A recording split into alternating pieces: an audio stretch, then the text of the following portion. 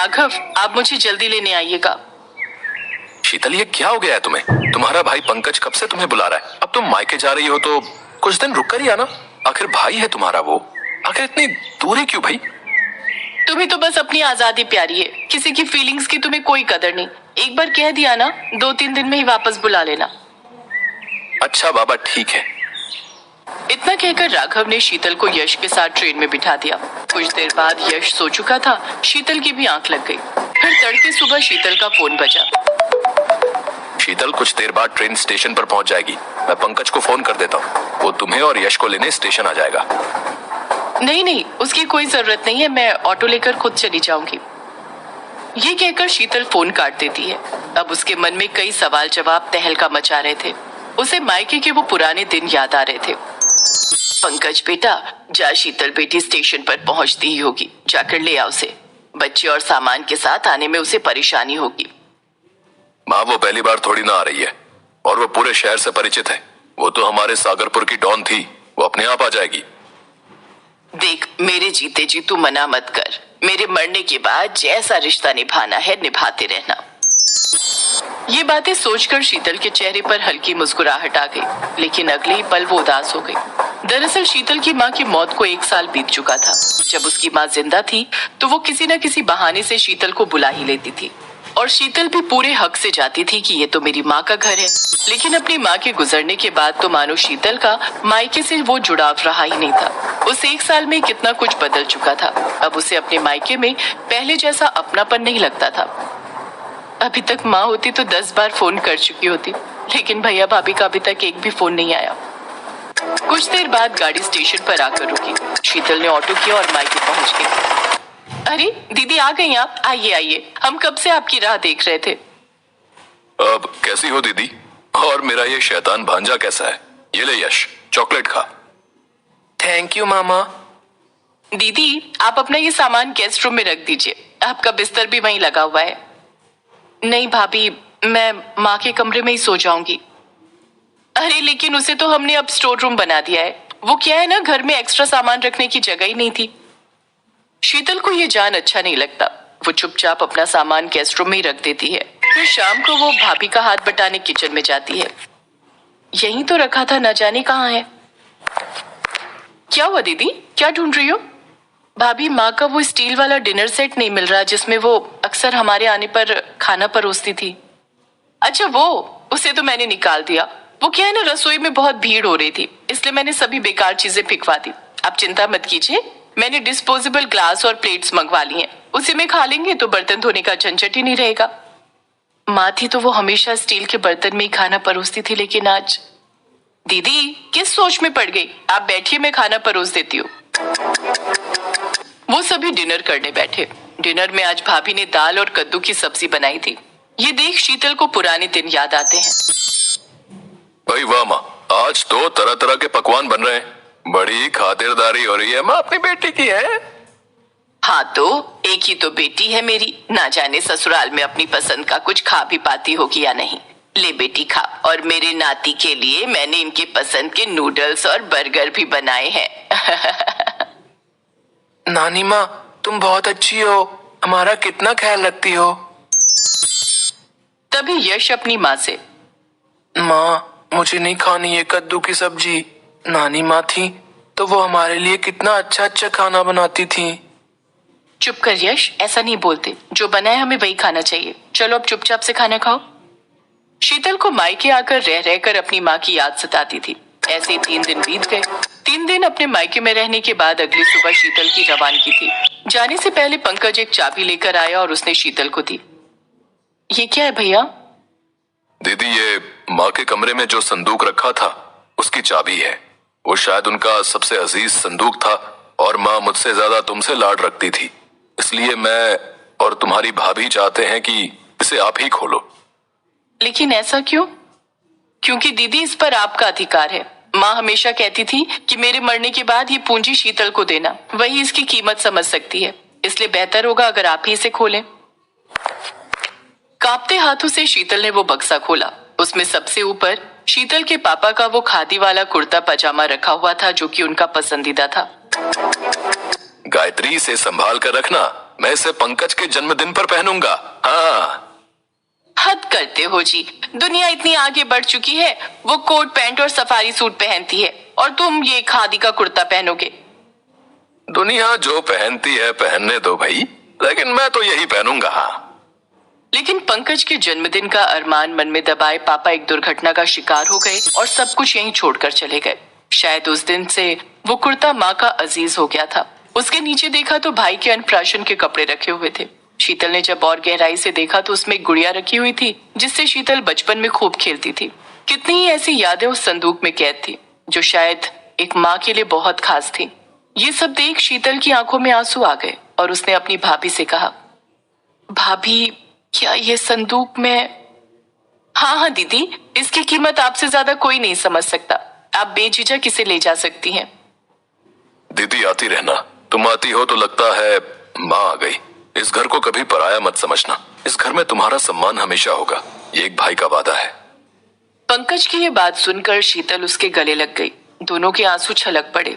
फिर अपनी माँ की तस्वीर को देखते हुए शीतल ने कहा, जा रही हूँ माँ, लेकिन तेरे बगैर मायका क्या होता है आज ये जान लिया। तुम सिर्फ आंखों से दूर हुई हो, लेकिन तुम्हारी मौजूदगी तो मायका शब्द में ही है। तुम्हारी मौजूदगी हमेशा इस घर में और हमारे दिलों में रहेगी माँ।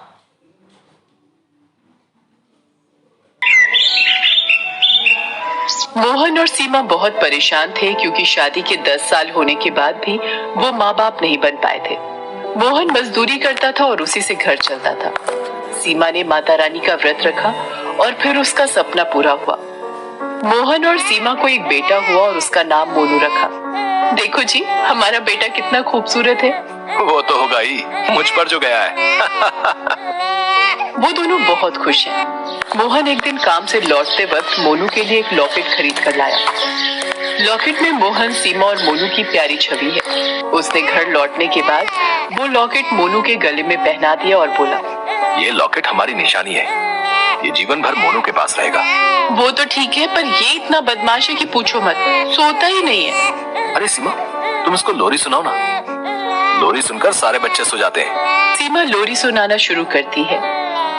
लल्ला लल्ला लोरी, दूध की कटोरी, दूध में बताशा, मुन्ना करे तमाशा। लल्ला लल्ला लोरी, दूध की कटोरी, दूध में बताशा, मुन्ना करे तमाशा।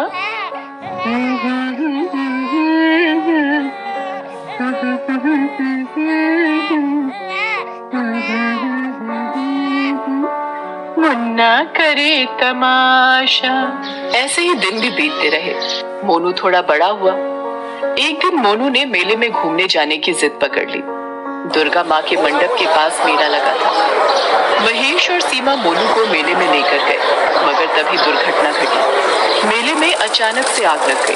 अरे बाप रे, मेले में आग लग गई है, भागो, अरे भागो। सीमा भागो, आग लग गई है। आप मोनू को छोड़िएगा मत। सभी इधर उधर जान बचाने के लिए भागने लगे और फिर वही हुआ जिसका डर था। मोहन से मोनू का हाथ छूट जाता है। मोनू वहीं गिर जाता है। माँ, पापा, बचाओ, कोई मुझे बचाओ। इतने शोर में सीमा और मोहन मोनू को सुन नहीं पाए। भीड़ से दूर जाकर वो मोनू को ढूंढने लगे। अरे मोनू कहाँ गया? मोनू, आपने मेरे मोनू का हाथ छोड़ दिया। अरे इतनी भीड़ में कब और क्या हुआ, कुछ पता ही नहीं चला। ढूंढो उसे। मोनू, मोनू, मेरा मोनू। दोनों ने मिलकर मोनू को बहुत ढूंढा, मगर मोनू नहीं मिला। मोहन और सीमा रोते हुए घर चले आए। इतनी मुश्किल से दोनों को संतान प्राप्ति हुई थी। घर में खुशी आई थी, लेकिन आज सारी खुशी खत्म हो गई। सीमा ने रोते हुए कहा, हे भगवान, हमारे साथ ऐसा क्यों हुआ? हमने किसी का क्या बिगाड़ा है? हे भगवान, आज मेले में क्यों गए हम? वो सब मुझे नहीं पता। मुझे मेरा मोनू वापस चाहिए। मुझे मेरा मोनू ला दो। मेरा मोनू ला दो मुझे। ठीक है सीमा, तुम चिंता मत करो, चाहे कुछ भी हो जाए, मैं मोनू को ढूंढ कर ही लाऊंगा। ये बोलकर मोहन घर से निकल गया और रास्ते में इधर उधर मोनू को ढूंढता रहा। ढूंढते ढूंढते मोहन को समय का कोई ध्यान नहीं रहा। शाम को थका हारा वो घर आया। सीमा रो रही थी। मोहन को देखकर वो बोली, क्या हुआ जी, मेरा मोनू कहीं मिला? नहीं सीमा, मैंने सब जगह ढूंढा पर मोनू कहीं भी नहीं मिला। झूठ बोल रहे हैं आप, झूठ। मेरा मोनू मेरे बिना एक पल भी नहीं रह सकता।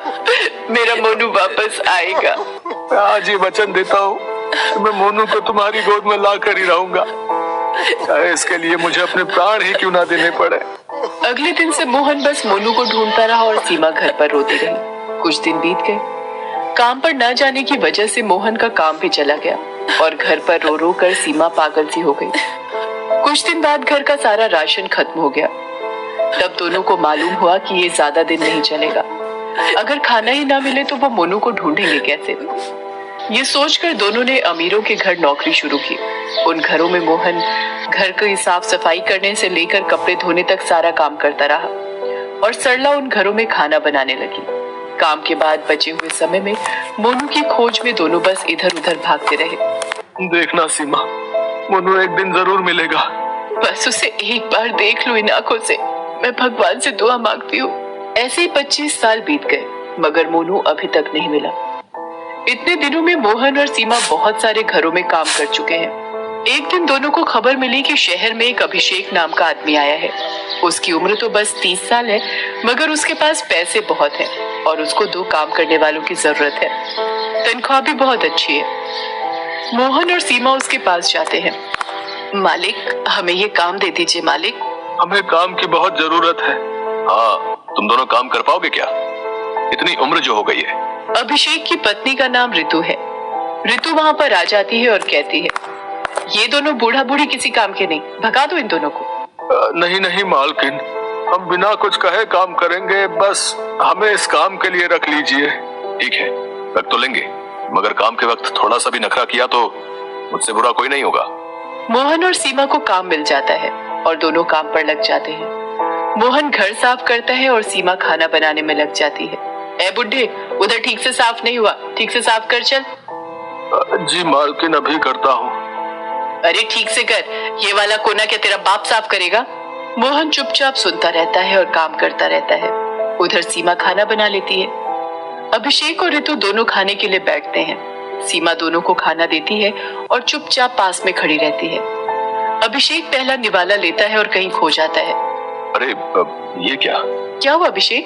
क्या हुआ मालिक, खाना अच्छा नहीं बना है क्या? नहीं नहीं, वो बात नहीं है, ये स्वाद बहुत जाना पहचाना सा लग रहा है। जाना पहचाना? ये कैसे हो सकता है? सीमा ने तो पहली बार खाना बनाया है इस घर में। हाँ वो बात तो है, पता नहीं ये मेरा भ्रम हो सकता है। दोनों खाना खा लेते हैं लेकिन तभी मोहन गलती से कांच का बर्तन जमीन पर गिरा देता है और वो टूट जाता है। ऋतु बहुत गुस्सा हो जाती है। अरे ये क्या कर दिया इस बूढ़े ने, इतना महंगा बर्तन तोड़ दिया। माफ करना मालकिन, गलती हो गई। गलती?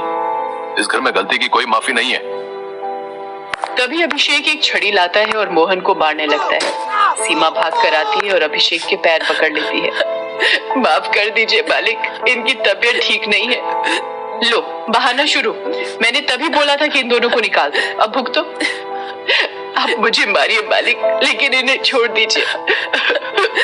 हाँ तुझे भी मारूंगी, मार खाने का बहुत शौक चढ़ा है ना तुझे। ऋतु तभी एक छड़ी लाती है और सीमा को मारने लगती है। दोनों चिल्लाते हैं। मारने के बाद अभिषेक और ऋतु अपने कमरे में चले जाते हैं। रात में सीमा और मोहन रसोई में सो रहे होते हैं। तभी वो सुनते हैं कि रात को अभिषेक अपने कमरे में चिल्ला रहा है, माँ मुझे ले चल माँ। मालिक ऐसे क्यों चिल्ला रहे हैं? तभी सीमा अभिषेक के कमरे के बाहर जाकर मालकिन पुकारती है। तभी ऋतु दरवाजा खोलती है और कहती है, क्या हुआ इतनी रात को? मालिक चिल्ला रहे हैं, सुनकर रह नहीं पाई। अभिषेक को बीमारी है, उसको कभी कभी नींद नहीं आती, तब वो ऐसे ही चिल्लाता है। मैं कोशिश करके देखूं, तू क्या करेगी? लोरी सुनाऊंगी, लोरी से सभी सो जाते हैं। सीमा अभिषेक के पास जाती है और लोरी सुनाती है। लल्ला लल्ला लोरी, दूध की कटोरी, दूध में बताशा, मुन्ना करे तमाशा। लल्ला लल्ला लोरी, दूध की कटोरी, दूध में बताशा, मुन्ना करे तमाशा।